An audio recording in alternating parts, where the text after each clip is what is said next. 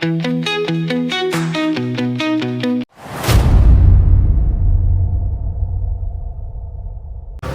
mga guys, meron tayo rito ang customer na tong Mabalacat, Pampanga. Ano siya, Yamaha NMAX na V3. So, kinabit natin dito, ito, Lightning. Senlo din yan na M5.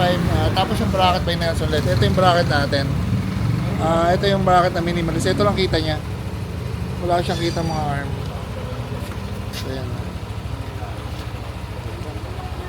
Tapos yung busina na sa kanginan dumating, tinatanong niya kung okay. Pero nung tinest namin, pagka naka-ignition on lang, ayaw tumunog. Pag umaandar lang siya, tumutunog. Tapos nung huli, ayaw nang tumunog maski umaandar makina.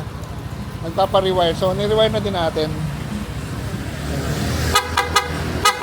So, okay na. Sample mga patay mo yung susi sa makina. Susi lang. Susi na.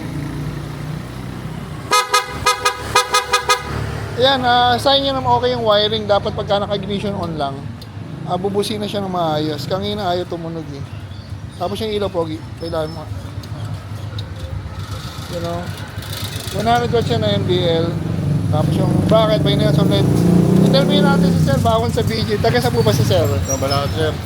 Kapampangan si Sir. Hindi naman, sir. Doon lang din na siya nagtatrabaho din. Pero taga sa po talaga Sa, Sir. sir, Manila. So, Quezon City. malayo na trabaho mo Sir sa Mabalacat Sir.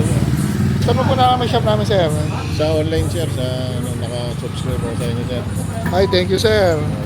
So, kaya pala nalaman ni Sir. Baka may shoutout kay Sir. May answer sa video ay pakita. So, ito yung motor ni Sir. No? Tapos na ba ito, Pogi? Dana pala tayo rito. So, yan. Tapos, sinagyan natin ng horn bracket para maayos. Okay na ba ito, Pogi? Okay na, boss. Ayun, no? Good quality yan. Magaling ka mekaniko, mukhang hindi magaling. Smile ka muna. So, yan. Dana tayo. Thank you.